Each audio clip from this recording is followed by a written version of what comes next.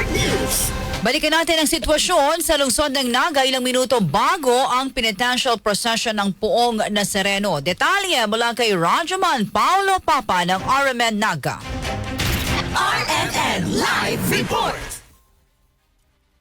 Unti na nga bumibigat ang buhos ng trapiko sa ilang mga kalsada dito sa lungsod ng Naga matapos sasarahan ang Biak na Bato Street kaninang alas 3 ng hapon bago simulan itong misa alas 5 ng hapon bago din simulan ang penitential procession ng Poong Nazareno dito sa lungsod ng Naga sa parte ng General Luna Street.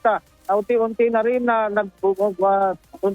rin bumigian ang buhos ng trapiko dito dahil sa paghahanda na rin ng mga pulisya na sarahan na temporarily itong dadaanan na ito ng prosesyon ng Poong Nazareno mamaya mga alas 6 ng gabi pagkatapos lang ng misa na pinangungunahan ni Most Reverend Rex Annual Arcon, ang Arsobispo ng Cáceres. Dadaan ito dito sa Biak na Bato, sa General Luna Street, dito sa Tiburgo Street, Peña Francia Avenue kung saan